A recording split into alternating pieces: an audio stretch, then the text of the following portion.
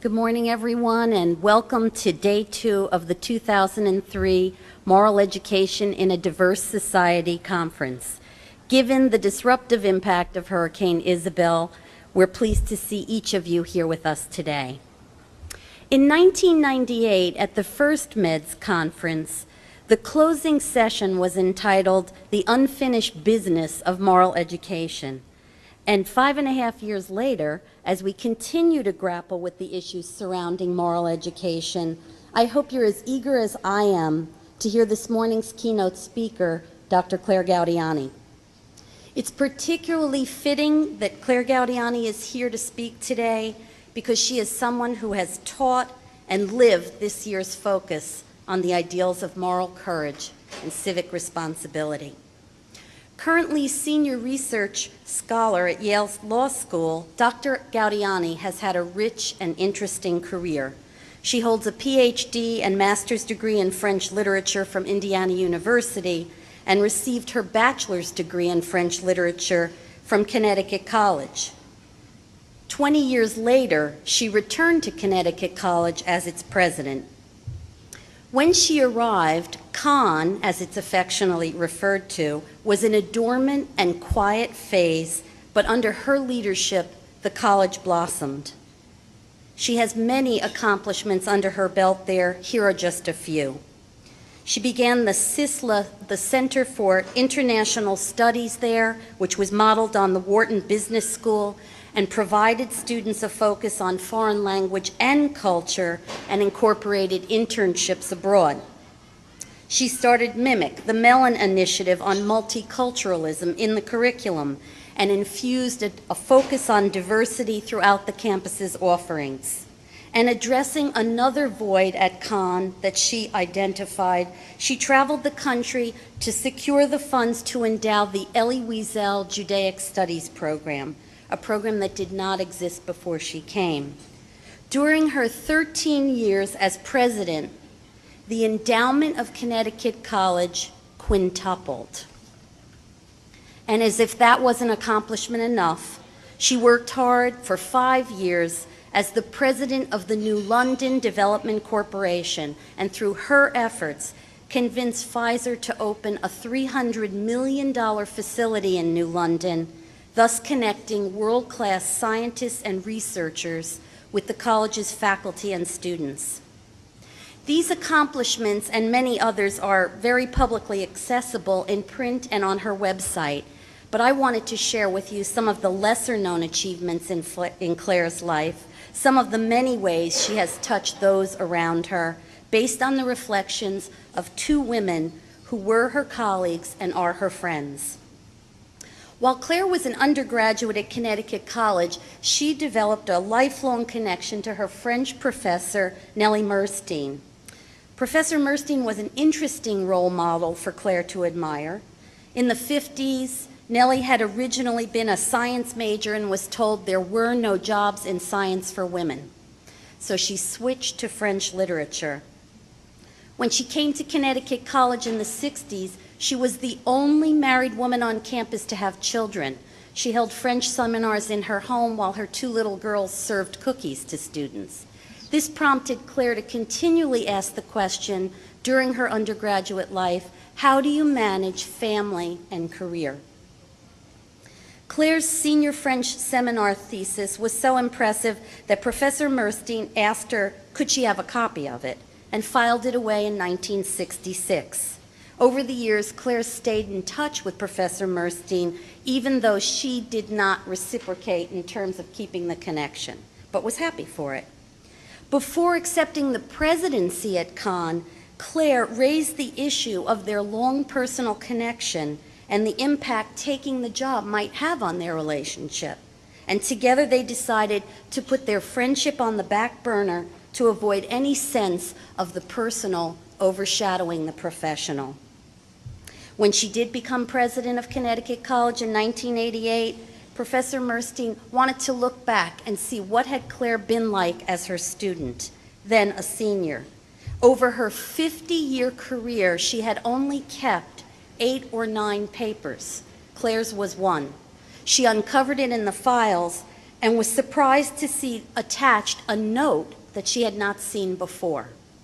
So when the copy was returned, Claire wrote her a little note, and she had just filed it away and never seen it.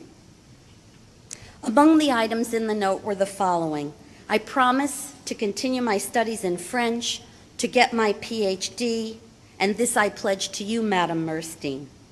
Each goal that Claire had outlined for herself 22 years earlier, she had achieved. The second colleague I spoke to was Claudia Shapiro, who served as Claire's assistant for 9 years. She spoke of Claire as a tireless worker with high expectations for both faculty and staff, someone, a leader with a tremendous social conscience about human rights, both on campus and beyond. She worked with the admissions office to boost the recruitment of minorities, and she invented and championed the high school Students' Achievement Program for minority students from low-income families. This enabled these students, not honors students, not accelerated students, not students with A's and B's, but students that high school teachers identified as being gifted but low performing, to come and spend the summer at Connecticut College with their teacher. This gave these students a sense of what college was like, of what they could strive for. And she gave them the opportunity and encouragement to see the relationship between knowledge and power. She taught a course, Literature, Service, and Social Reflection, and has written and spoken on the transformative experiences of service learning. She brought to campus speakers whose entire lives or even single act exemplified moral courage, because she believed that students should hear firsthand the stories of those who modeled moral courage. A wonderful role model to many, her philosophy to all was keep learning and growing forever. And Claudia Shapiro, who's now in her 70s and retired, says she's still taking courses and still thinks of Claire each time. Each of these women has said that in addition to being one of the most creative, out-of-the-box educators and administrators, goal-oriented, but always conscious of the personal, Claire was and is a wonderful friend. So as educator, administrator, and author of 6 books, and you've heard the most recent is The Greater Good, Claire Gaudiani is someone who has long recognized and applauded those who have acted not from political expediency, not from what was safe or personally advantageous, but from what was right. And for me, she is among those that she has admired, because she has led with honor and acted with deep moral courage. Please join me in welcoming Dr. Claire Gaudiani.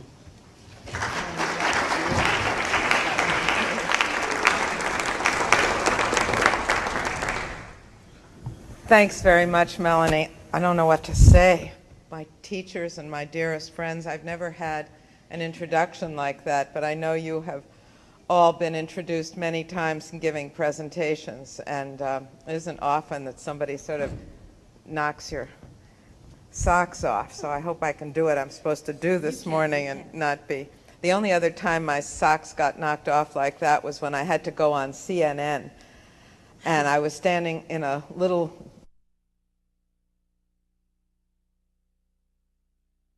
have to find out that this puppy's going nowhere. So how could you set up an environment for this person where you could help him to step into safe space and try something? And I did a great deal of that. I did projects with faculty members. The High School Student Summer Advancement Program I ran myself, because I'm a project junkie, for a couple of years, and then I realized it would be better if some of my faculty ran it. And I offered it to one of them, and it fired up the whole middle of his career. He ran it, he went all over the nation for getting money, going to conferences, interviewing teachers, you know, and it became the core of his work for a whole chunk of time. He wrote about it, so he was publishing. He wasn't publishing in his specialty, but who cared? He was doing much more important work than that. And I did a number of projects like that, and then when other people see that it's kind of safe to get close to her, it's okay, something good could happen, then more people get onto this kind of work. But I think we have to say to presidents, it's okay to venture over there and deal with the faculty like that, and say to presidents, you need to talk to your board and say, it's important for me to be in the city. I had to say that. I had to say, I'm going to be speaking in the churches and the synagogues about the importance of all of us engaging in social justice. Why shouldn't the college presidents say that? I have a bully pulpit, a kind of a moral pulpit. I just never go up there because it's breezy. Well, I said, you know, I'm going to go up there and I'm going to talk and I'm going to write, and, you know, some people are going to get mad at me, and some people did. And, you know, they got mad. That's okay. But some faculty got energized, and then you start to have a different set of expectations that they have of each other and themselves. And that's the kind of blessing, in a way, that comes back to an individual for this kind of work. And you know, all the sacred texts in Judaism and Christianity and Islam, the sacred texts say the equivalent of what my grandma used to say, and that is, God cannot be outdone in generosity. So if you are generous and you bring goodness forward, goodness will come into your life at a much higher level, because that's the way the divine works. And whether or not you believe in God, if you look at experience, it's hard to refute that, that more goodness comes when you try to do goodness. And we have to have courage as teachers, moral courage, that it will be better for higher education and K through 12 education if we engage in this important work of social justice in our democracy as leaders, not as followers, as people who aren't looking out for ourselves or our colleges, but looking out for the greater good, which is why I loved I didn't name my book, my editor named it. I wanted to name it Generosity and Prosperity. And they said, that's too abstract nouns, we're not going to do that. We're going to call it the greater good. And I wanted to say to them, I don't think they knew it, that's a great 18th century concept. I don't think it's exactly like ham and eggs, not abstract. But anyway, that's what they won. They always do. They have the printing machine. So that's the name of the book. But that's what we ought to be looking out for as people in our profession. Yes, sir. Whoops. Can we do one more? Yeah. Yes. And then I'll fold. Yes. Thank you. I agree with everything you're saying. Oh, thank you. We have to go home together. Almost no one does. Not quite. And you talk about college presidents. Why not address these issues of social justice? I go one step further. Is there a national organization of college presidents, or should there be, or could there be, to speak out, and to speak out as one voice to the entire country and the entire world about these issues, so that the institution of the universities can exercise a greater voice in shaping the nature of our society, because these problems are societal problems, right, and they're cultural problems. That's exactly and right. how can we unite and exercise more of a voice in shaping the nature of our society? That's a great question. There is an organization called Campus Compact, which some of you probably know about, that has about 500 of the 3,000 colleges and university presidents belonging to it. And all of us who belonged to it had a big commitment to service learning and to these issues. Why weren't there 3,000? How come the voice of this group isn't stronger? There are so many voices out there. Madonna has to kiss Britney Spears on the lips, and, you know, we all pay attention. Like, you know, so what? The world didn't change. None of us are different. No one is more free. No one is experiencing more justice. No one is better fed because of all the media attention on, you know, I mean, I think Madonna's cool too, but, you know. But our values are such that everyone will pay attention to that. And my students would say to me, how come we can't get more press for the good things we're doing? Because other colleges would want to do it if they could see. And I said, we could get more press if we did these things naked. But if you do good things dressed, you know, and your parts are covered, nobody cares. If we finished meetings by kissing each other on the lips, regardless of gender or relationship, we could get press. But if you just shake hands and go to your next meeting, nobody cares. Now, we probably have to say this to each other. We have to, because it's our fellow Americans who are buying the newspapers with the picture of the kiss on it. So how come they're doing that? We educated all those folks. How come they're making those choices?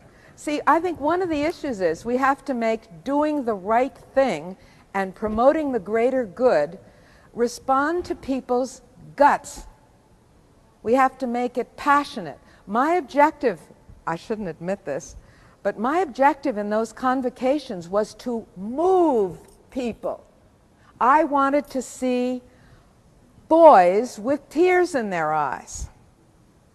And when Miep Gies spoke, in fact, at each of them, I'd have some of my male students who would come to me and say, did you see Professor Tom so-and-so or Alex so-and-so? He had tears in his eyes. This is the male students telling me that they noticed male faculty moved to tears. When Ruby Bridges spoke, it just knocked people out. And they were moved and they experienced that. You know, a lot of the crazy, stupid stuff moves people to laughter, to a little, you know, some kind of a fluttery feeling. A lot of the way we teach doesn't move anything. Now, I'm not saying that we should move out of our heads and into other parts of our bodies in class all the time. I'm not saying that. But education ought to have some connection to an experience that is physical. You're moved, you're touched, you're impressed, and you carry it with you in a different place. And my experience as a teacher for 30 years is if you can move students in class, they remember better, more of their whole being is involved in the knowing, and they'll do the next assignment because that felt good. Didn't feel like, ugh, I finished that book, you know. It felt like, I want to get to class, I want to be able to, because something good will happen in class. And that's okay. We are mind and body. And somehow it may seem to a lot of students that when they're with us, we're trying to make them live in mind and mind, not even mind and soul. My colleague who teaches at the law school said, you know, a lot of his colleagues in other settings tell students not how you feel about this client or this verdict or this law, but what's the case analysis? Forget your feelings. You feel compassion for this person? Forget your feelings. Just deal with the analysis of the law. And my colleague is saying, no, don't forget your feelings. You are a moral person, and your feelings will give you hints. We have to do the same thing when we teach.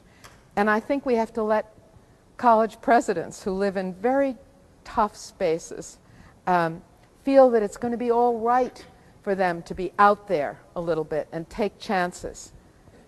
Claire, I know the audience will join me in saying that you've Thank moved you. us, you've touched us, you've impressed us. Thanks. Thank you so Thanks much. so much.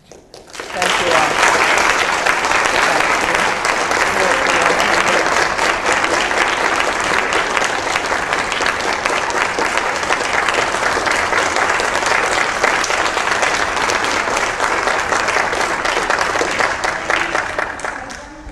Please get in touch with me if there's any way we should connect. And we'll do on the online discussion. Maybe we'll all participate.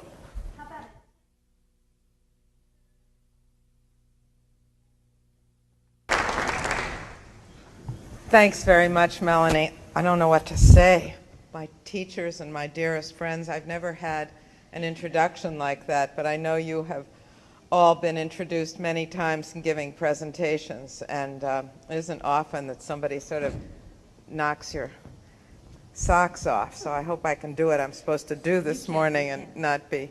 The only other time my socks got knocked off like that was when I had to go on CNN, and I was standing in a little green room, they really are green, and waiting there, and there were 2 monitors in the room, and I had a coat dress on, a red coat dress, and for the men present it means there's no break, there's no jacket, it's just like a long jacket. And suddenly the door opened, and in walked this guy, you know, maybe like 28 or something, and he had stuff in his hands, and I didn't defend myself. I mean, it was New York, and I assumed I was relatively safe. And he walked right up to me, like this, and put one hand with a little item in it, right up my dress, popped it through here, and clipped it on, and appropriately rapidly receded with his arm and handed me the little black doo-wop that is the other half of the machine and left. And you know, like I'm 59 now, but I was like 50 then, and I thought maybe I was due a little more gracious "Good morning, ma'am, we're going to put this right here and we'll drop it down if you don't mind," or something. But this was kind of like a new age high-tech connection. And I was connected. I thought, oh my God, CNN and The Nation is going to be nothing after this level of intimacy with one person I never saw before. So I couldn't quite perform as well till I got my stuff together. You've almost done the same thing, the girl style. Melanie, thank you. I'm privileged to be here, and I mean that with all my heart, because you are people who are doing the work that in higher education and in K through 12 most needs to be done in this democracy now.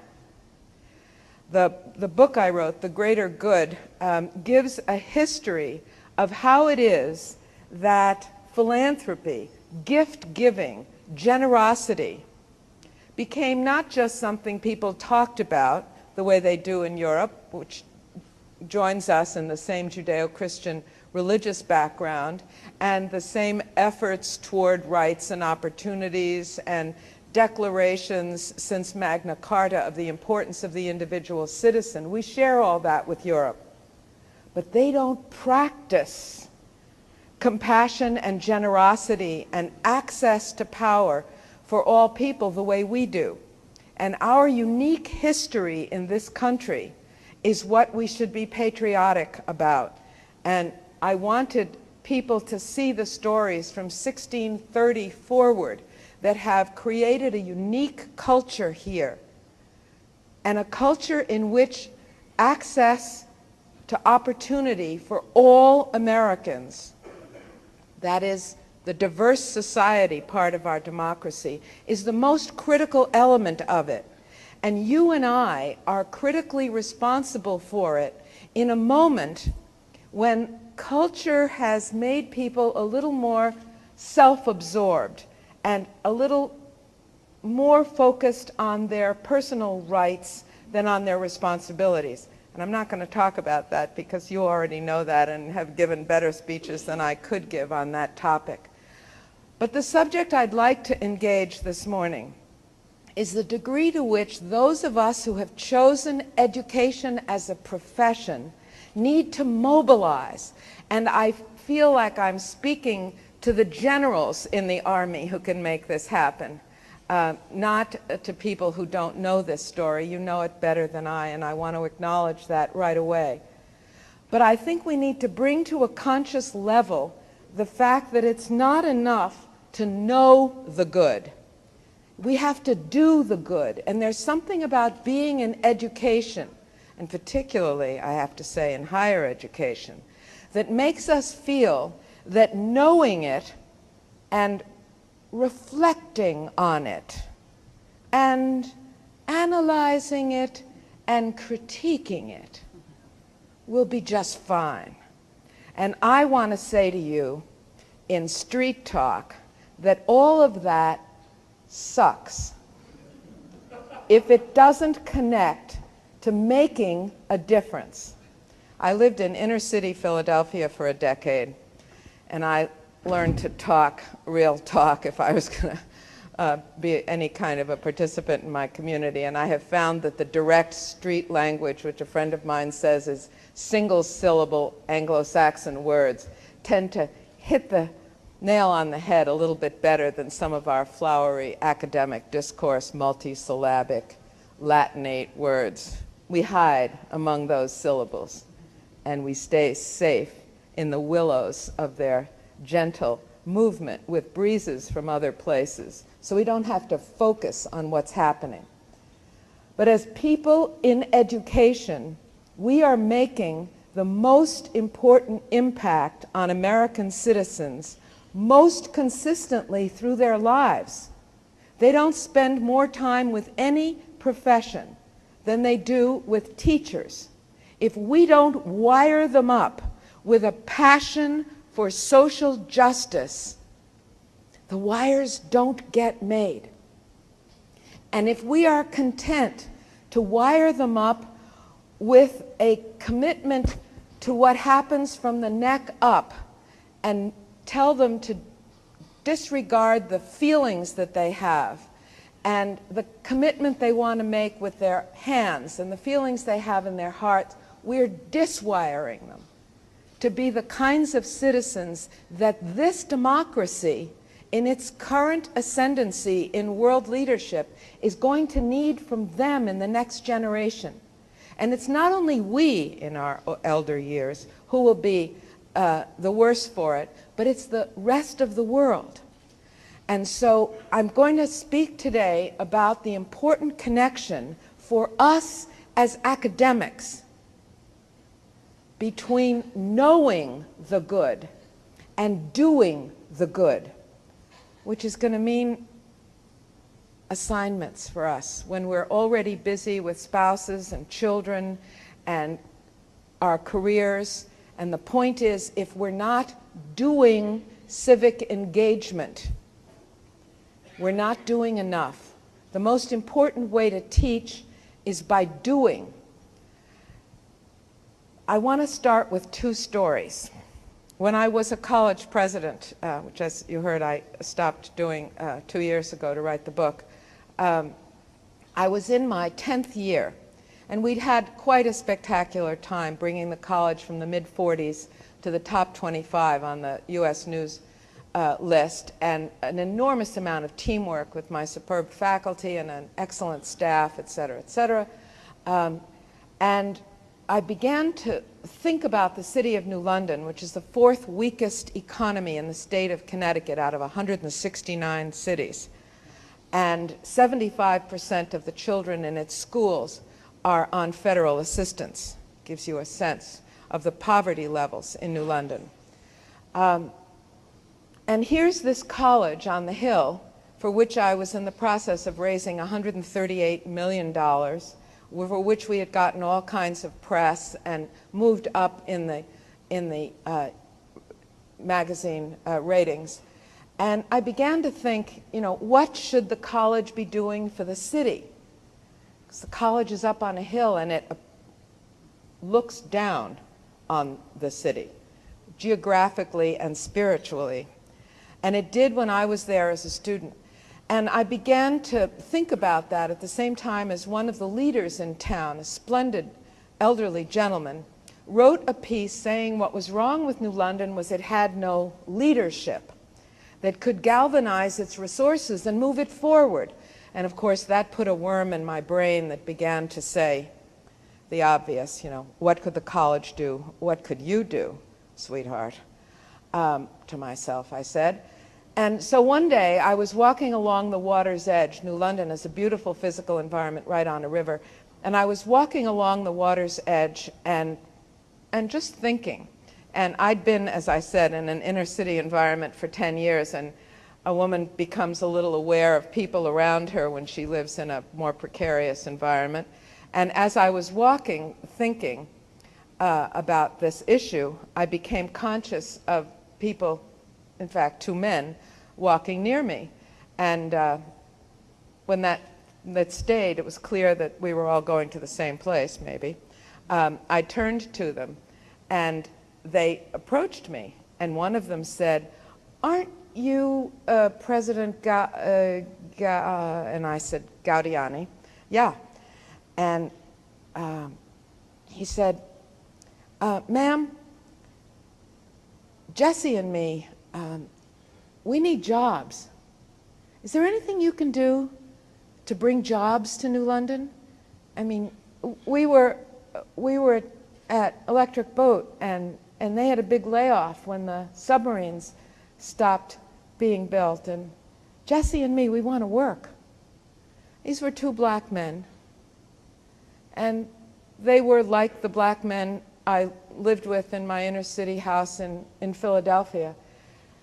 And to me, in that moment, you know, they looked like angels, like, you know, my sort of urban Annunciation. I don't know if many of you remember the Annunciation story, but the angel comes. I think his name was Gabriel. And she says, "How can this be? I know not man." It was a little bit like that, but not precisely. So I'm thinking, I was unsure whether I could or should do anything, but here are these men calling me. And I said to them suddenly, not thinking before I spoke, which sometimes happens to enthusiastic Italian-American girls, I said, maybe there is something I can do. Let me write your names down, and if there's something I can do, I'll try to make sure you get into it, get some advantage from it.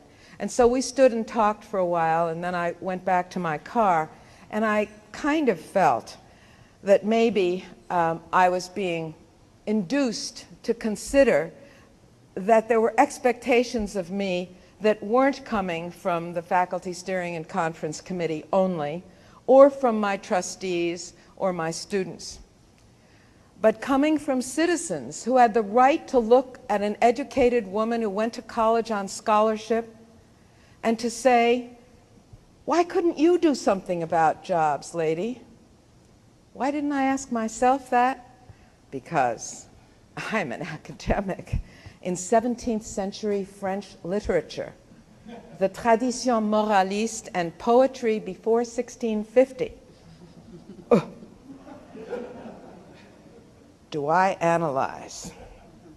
The second story happened at almost the same time. I was teaching a course that Melanie was kind enough to refer to called Literature, Service, and Social Reflection. And students read a series of American novels, a novel a week, novels like The Bluest Eye and Invisible Man. They read novels about people in disadvantaged circumstances who experienced amazing insights. And at the same time that the students were reading these novels, they were doing 3 hours of community service with people just like the people in the stories. And they wrote journal entries every week, and they wrote papers, and I wanted to engage them in the text of great writing and the text of life. And I wanted them in the classroom to put these together. I had a sense that we needed to put the analytical and the intellectual and the abstract thinking into the context of human challenge and human suffering, and get people to think about them at the same time. And the course was very popular, and it worked wonderfully, and students read the great sacred and civic texts that called human beings to compassion and engagement with each other. So they read passages from the Hebrew Testament, from the Old Testament and the New Testament, the Christian Bible. They read the surah from the Quran. They read Maimonides, one of my great as a practicing Catholic, one of my favorite patron saints is the great Rabbi Maimonides. They read the founding documents. So we read together, all men are created equal and endowed by their Creator. We read that together and then thought about the degree to which that was only aspiration then and what it meant for those men to aspire, knowing that some of them were slave owners and that slavery was practiced widely in the country. And yet they wrote those words. And I would say to my students every year at graduation, your job, no matter where you carry it out, in business or law or medicine or teaching or arts or education, your single assignment is to be the people who close the gap between the aspirations in those documents and the lived experience of your brothers and sisters on this earth. You are gap closers. You have this education so that you can close that gap. And that is the assignment that comes to you from our forebears, both those who wrote those splendid documents and those who wrote the great sacred and civic texts, of which those documents are an extraordinary moment in time. And so in this class, a young man, one fine day, you know, your students are your best teachers. I know you all know that. This student said to me, President Gaudiani, how come the college sends us downtown to New London to do volunteer work? Connecticut has a huge commitment to volunteer work in the city. And of course, I knew I was doomed because that was obviously a stupid question, which meant that I was just about to receive a hammer in a body part. So I began to walk toward it, knowing I had no other option. I said, well, of course, because New London is a poor city and it needs our involvement in the volunteer work in the hospital and the schools and the social service agencies. And just as I expected, time out, offside, he said, well, I'm working with a kid in the 6th grade who can't read. And my sister was a student here 5 years ago. And it turns out that she worked with the older brother of the kid I'm working with. President Gaudiani, how come you've made all these things happen in the college in these 6 years, and nothing changed in the city, so that a family that was in a circumstance where it produced a 6th grader that couldn't read went ahead and produced another one who couldn't read because there was no help offered? How come we do so much for the campus and you know how to organize so much, and we and you do nothing to change the systems in the city that continue supporting missed opportunities for other people? And then you send us out to tippy-toe on the edges of major problems. I'm sitting in front of my class, of course, and feeling microscopic and incredibly stupid, and realizing that, like the gentleman who spoke to me near the river's edge and his friend Jesse, they were calling out from a place that needed attention. My attention personally, and I think our attention, other college presidents and all college and K through 12 faculty. We have to hear the voices of citizens and hear the voices of our students calling us to make a greater difference, to know the good and to do the good. And so I want to read you a quote, and then I'll tell you what I did about both of these. And I want you to notice there are X's in this quote, and I want you to think about the noun that goes into both of those categories where the X's are. In the end, more than they wanted freedom, think about our country right now, they wanted security. They wanted a comfortable life, and they lost it all. Security, comfort, and freedom.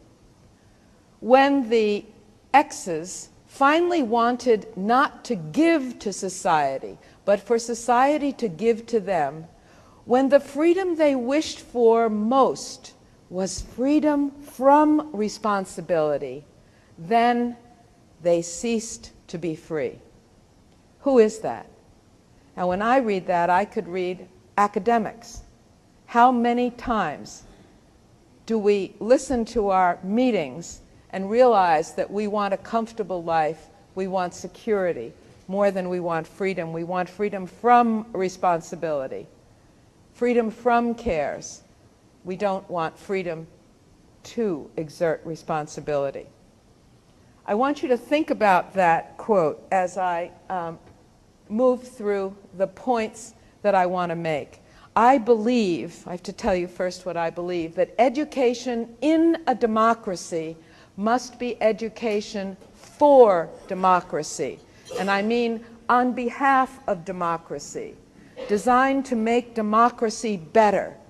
It is the academics in this country who are responsible for wiring up the citizens who will move justice forward. Make the words of those great documents come closer to being the lived experience of our brothers and sisters. It is first ours. Now, you'd like to say parents, and that's true. But we educate those parents, and then they become our allies in this work. Therefore, education must be grounded in learning social justice and building it, so that if we're just having discourse and reading those great novels, but students aren't trying to make it happen and getting to explore the systems, it's not working. We have to be doing or acting on citizen responsibility. And the best way to teach social justice is by doing it. At the Yale Law School, one of the most brilliant chaired professors is Steve Weisner, who writes widely and practices clinical legal education. And he makes that an extraordinarily important part of the Yale Law School, which has some of the brainiest people in the nation, probably in the world.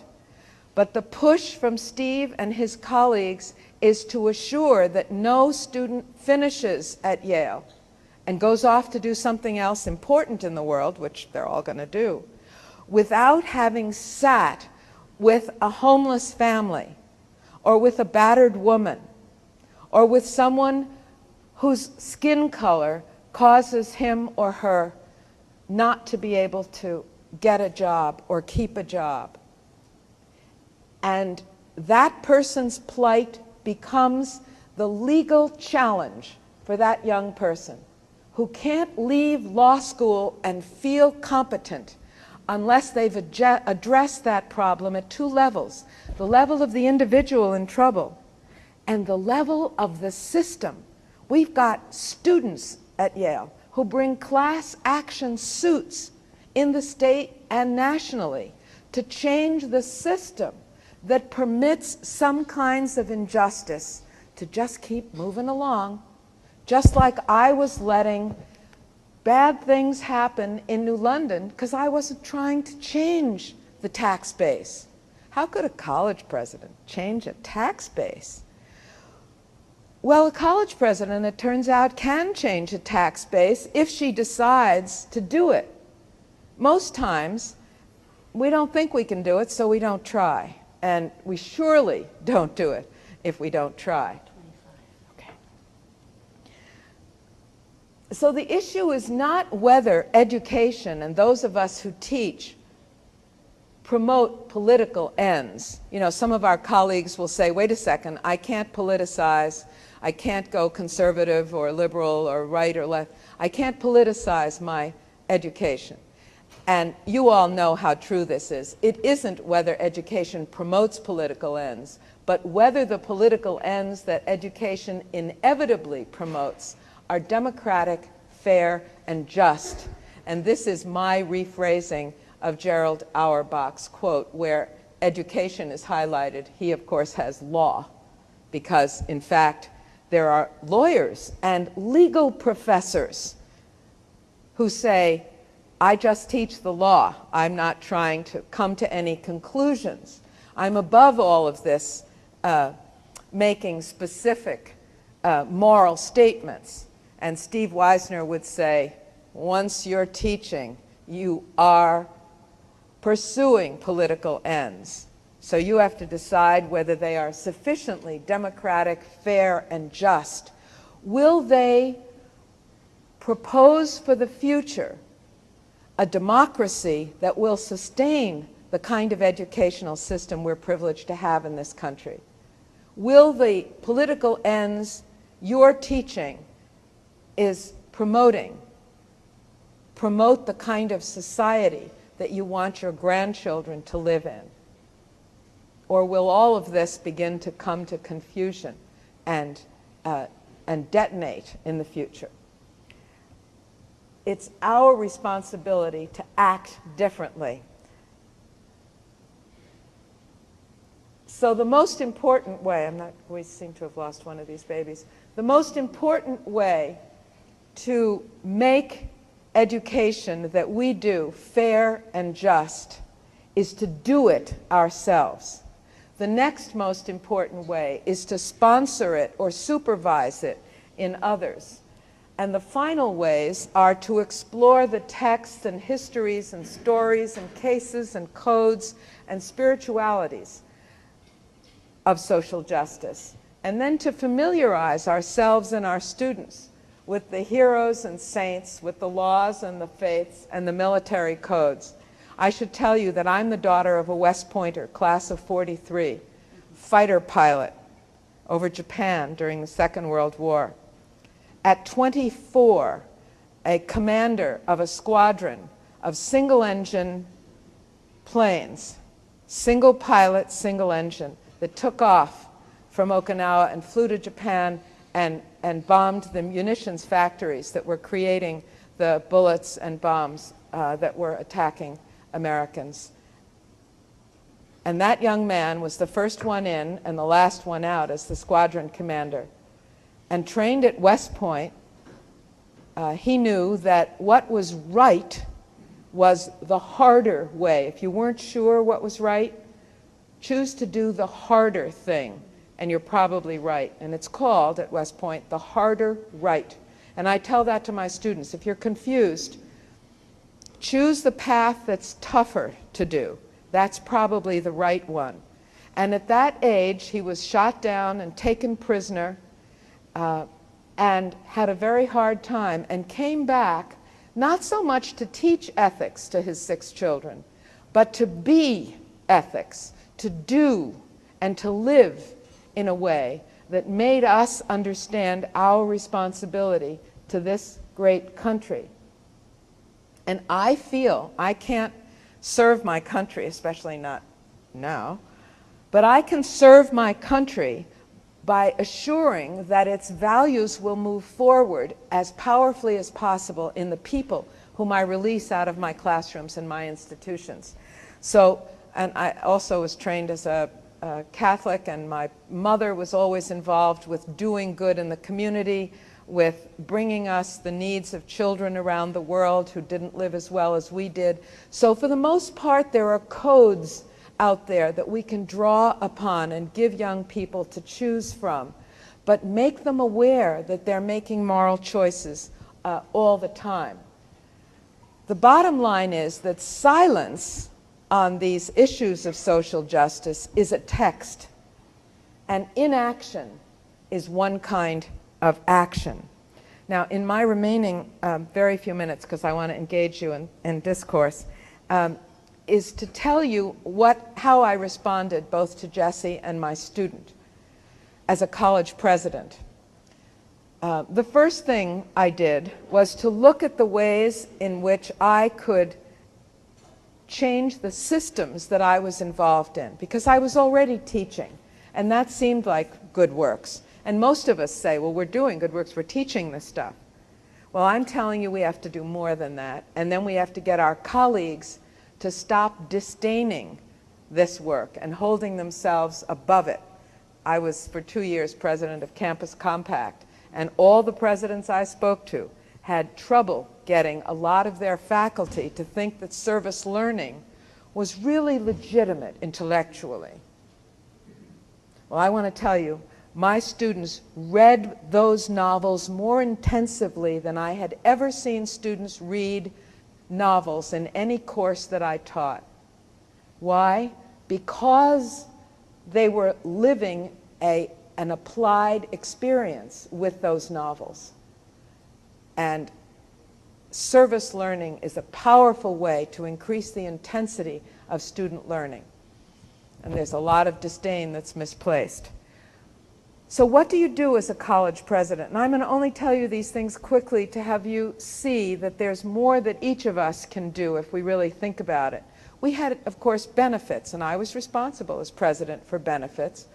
And I asked, are the educational benefits and all the benefits equally distributed among all of our employees? The highly paid faculty, the Pulitzer Prize winners, and the least paid kitchen staff or janitorial person. Oh, yes, I was assured. All the benefits are equal, of course, President Gaudiani. And then you have to ask the next question. Well, talk to me. And we tested at the health level and at each of the levels, yes. And we got to educational benefits. And they said, oh, yes, everyone whose child gets into Connecticut College gets a free Connecticut College education. And I said, great. Next question on educational benefits. Can you draw up a utilization chart by income? Right? All the people above 100,000, above 80,000, and how many people utilize that benefit? You know what happened, of course. The faculty could get their children into the college, and they got a free Connecticut College education.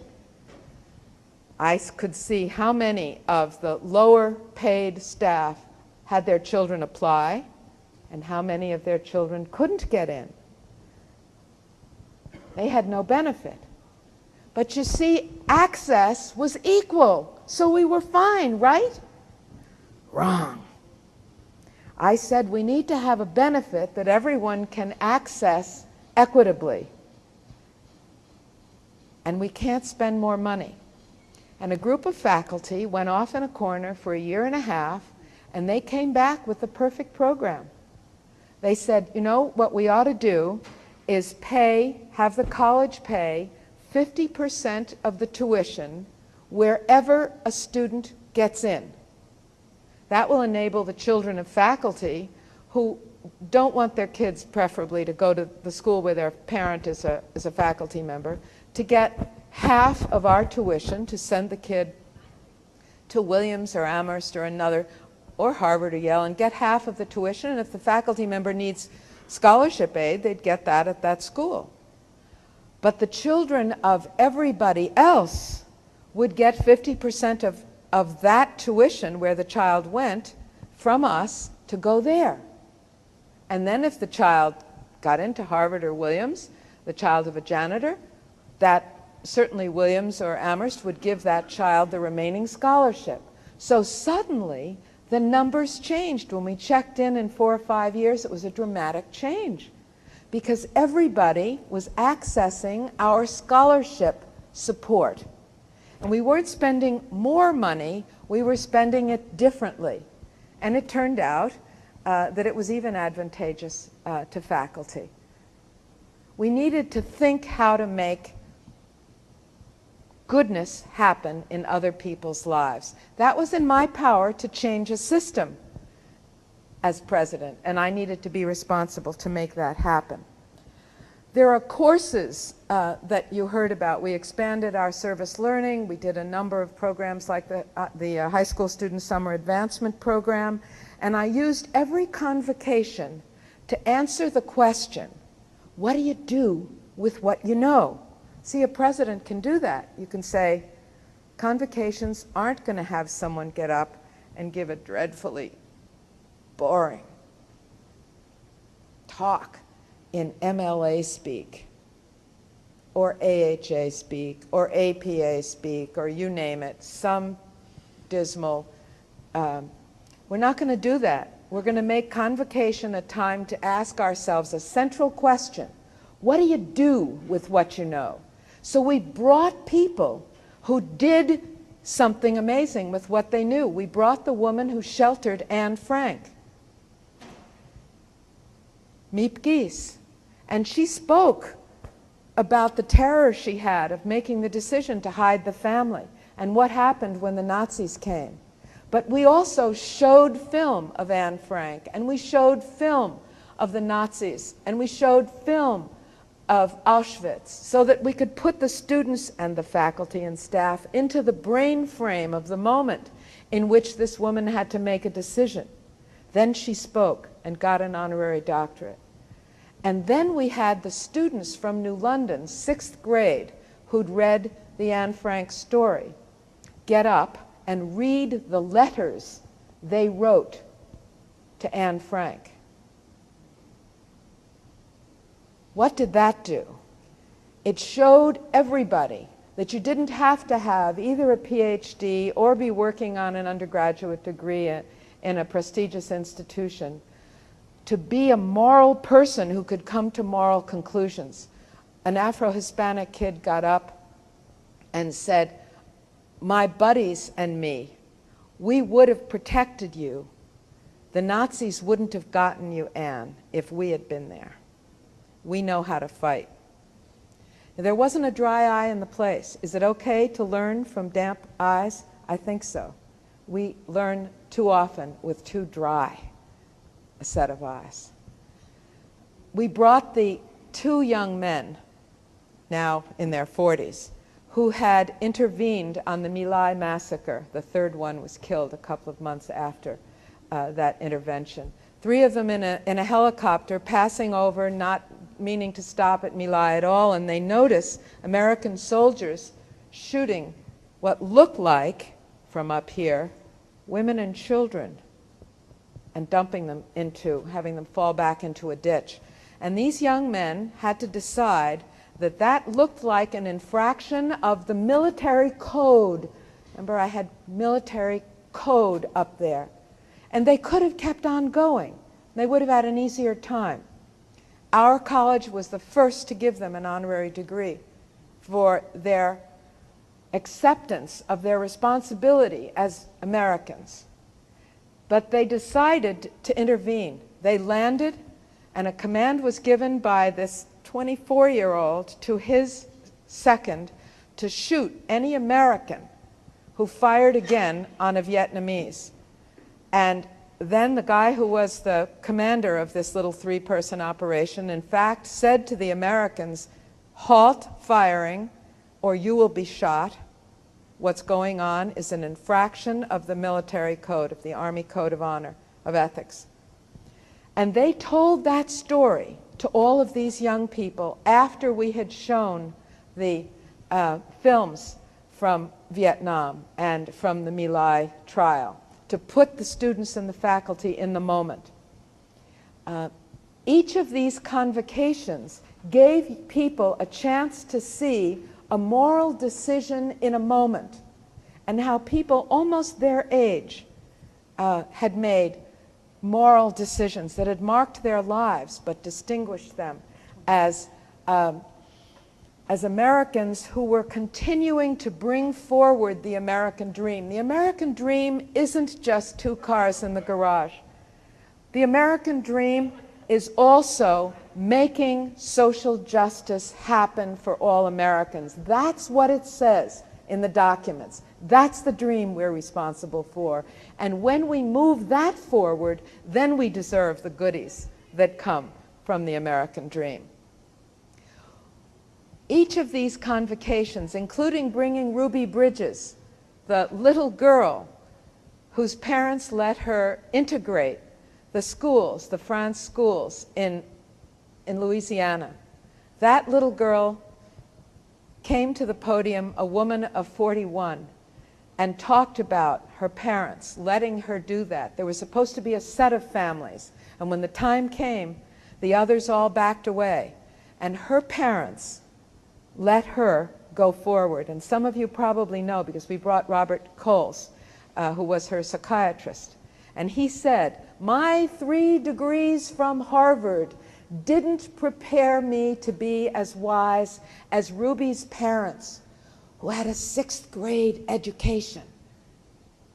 They told her how to respond, so that when she would get out of the car and hear people crying, 'Dirty nigger, go away,'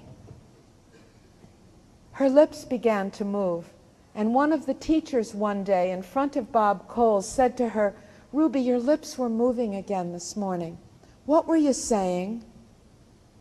Were you crying? Were you asking for help?' She said, 'Oh, no.' 'What were you saying? Were you yelling back at them? Because that would be okay. If you were saying something bad back, it would be okay, Ruby.' 'Oh, no,' she said. 'I was doing what my mom and dad said.' 'And what was that?'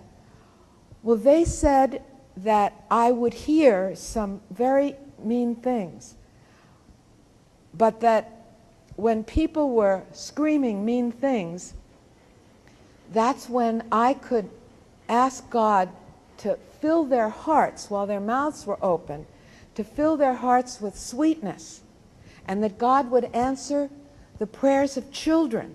So my prayers were more powerful than anybody else's prayers right then. So my mama said, pray hard when you hear that screaming. That's your signal to ask God to just fill their hearts with sweetness. And he can do that, and he'll do that if you ask him. So I was praying. Her parents gave her power to control a moment that Bob Coles said he believed she couldn't survive. He said, I believed I would be watching over the dissolution of the spirit of this little girl subjected to so much hatred every day. I wanted my students to hear how goodness can conquer evil if we decide to make that happen, and that they have the power to make this happen in the world, and that they needed to go out and do it, not just know it. So we have responsibilities that we are not taking now. All of us who teach, we all need to step up and do, from the places we are, changes in the lives of individuals and changes in the systems we're a part of. I could change the benefits system, I could change the events system, and I did go into New London and lead. I started a corporation called the New London Development Corporation against great local opposition among those who liked the old system where the poor people stayed poor. We knew where they were and we knew how to count their votes, moreover. If you change things, they might get uppity and decide to elect their own people or something. So there was plenty of opposition, and there were some people on my campus who thought, she's spending time downtown, she ought to be spending it getting more money for us. No, not really. But despite all of that, we made what is on the ground right now is a $400 million addition to the tax base of New London, a town whose whole tax base, every taxable doorknob in the city is $900 million. And we added $400 million to it, and on the boards and rolling out as we speak is another $300 million. Will we change the situation in the schools if the tax base more than doubles? Yes. Will we show that a partnership with the state and a private corporation called Pfizer that built a $300 million facility downtown, and nonprofit college and other nonprofits in a partnership, will we show that that kind of partnership can heal America's cities? Yes, it can. Is there much more work to do? Yes. But is it better to be underway with our best effort at doing the good than just talking about the good? We teach economics. We teach economic development. I made sure that our students got down to Peru in Latin America to see it happening and then to come back to New London and start micro-lending in the city. Duh. If it works among low-income people here, why not there? The answer is because nobody's doing it. So I want to conclude by telling you that we are, as people who teach, among the most privileged people in this country. And if you're among the most privileged people in this country, you are among the most privileged human beings who ever lived on the planet. We have access to pensions. We have access to stocks and bonds. And if you don't think you're a stock and bond holder, think about your TIAA-CREF. And most of us own our homes. We have access to the instruments of capital, and we lead lives of the mind engaged in developing other people. We're not digging holes, and we're not operating in ways that undermine our physical health. There is no reason for us not to press ourselves harder to do the good beyond our job description and within it, to make sure that this country's experience connects to social justice at the top end of the way our founders imagined it when they said all men are created equal and endowed by their Creator with certain inalienable rights to life, liberty, and the pursuit of happiness. Let me now show you who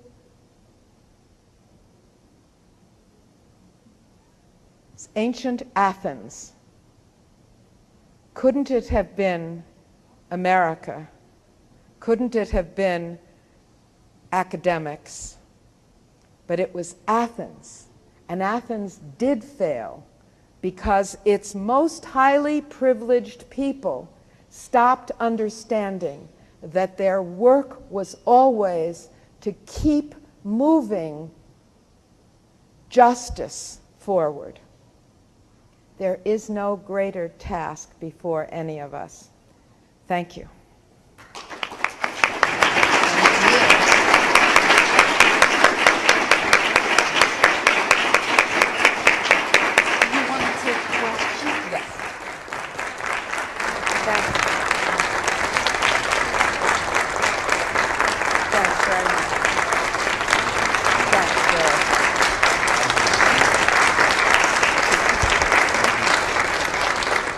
Very generous. Now I want to talk with you because, let me say again, I know how each of you is at the top end of what's happening in the country while I, preach to the other bishops and ministers, never mind to the choir. Questions, reactions?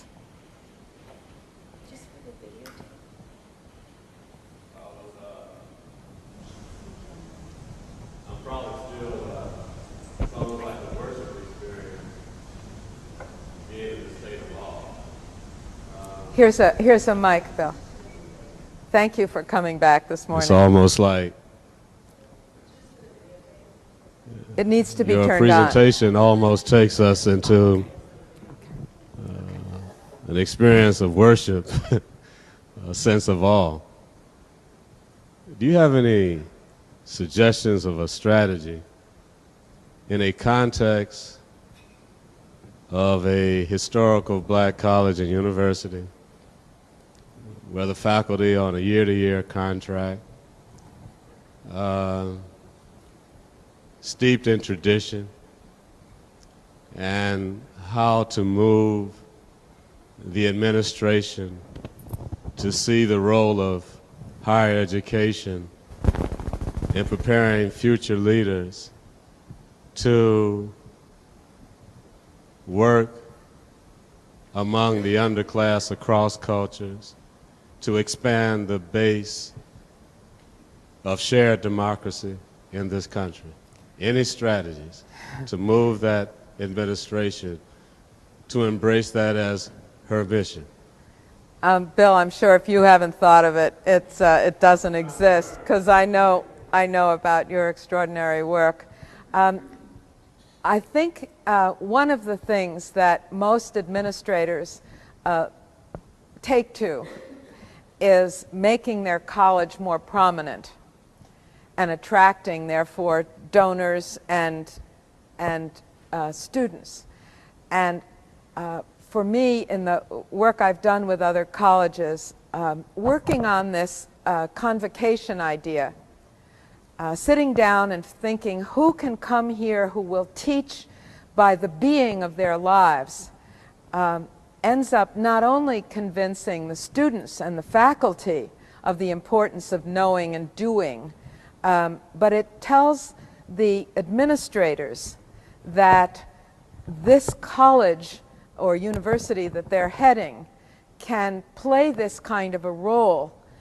So I think we waste a lot of our funds for events, and we waste a lot of the human power in events by making them desultory rather than powerful and transformative. So that's one thing I would do.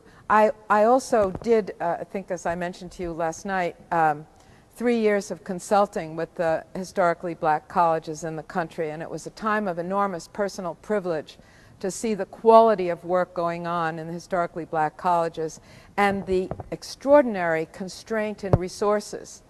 And I have a radical proposal, which I have actually already made to the places where it could have been done, and I don't think it's going to happen. But I'm going to tell you all because it's kind of radical thinking.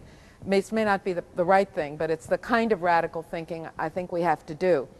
In the 80s and 90s, the big endowments of all colleges increased dramatically. And it seemed to me that it increased dramatically because of the well-being in our country, the social peace, and the productivity of our country. And those two things exist because some people who haven't made it yet are willing to be patient instead of violent. And what can we do to take some piece of the run-up and turn it into assets to make those who haven't arrived yet have an easier time getting there? It seems to me that it would be wonderful if the colleges with endowments above $1 billion would tax themselves some percentage, imagine 3%, and they would put it into a pool that would be appropriately divided among the historically black colleges to give them endowment, not spendable money right away, but endowment.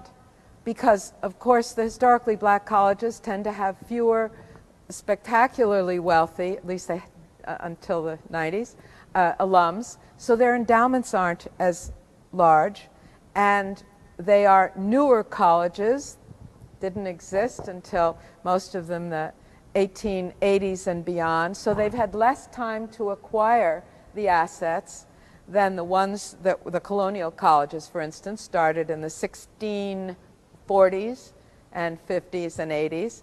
And so shouldn't there be some way that the goodness that made those big endowments get much bigger be returned to a place in society where great good is going on with great constraint? Some of what the administrators struggle with in the historically black colleges is the funding issues and faculty on year-to-year contracts because they can't make long-term commitments. So I think the desperate need there is to get them endowed. And I very much appreciate UNCF's and Bill Gray's, my colleague on a corporate board we're both on. I very much appreciate what UNCF does for scholarships, but the main frame of the institution needs support. I also think more white institutions, if I can call them that, majority institutions, need to know the quality of work going on in the historically black colleges and learn from the historically black colleges. There's an enormous amount of American spirit and excellence to be learned from the faculty and staff in the historically black colleges of our nation. Yes, sir.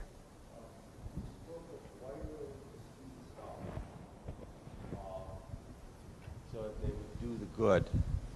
And Wait, I just the have idea to speak a little of, louder so I can hear you. you spoke of wiring up the students so that they could do the good.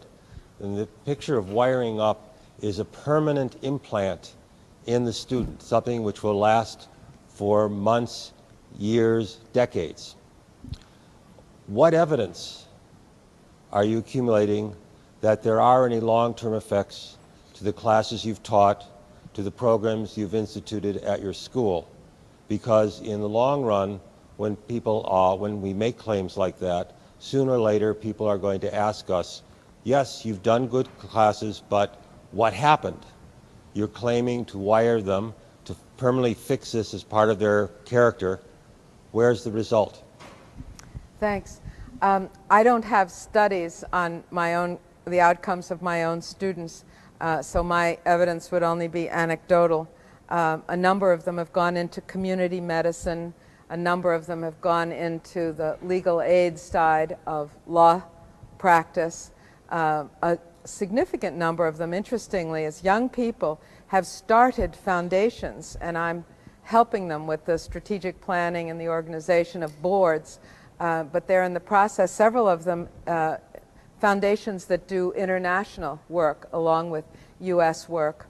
Another of them spent his summer in Kenya doing a film on the children of AIDS victims, that is, the orphans of AIDS victims.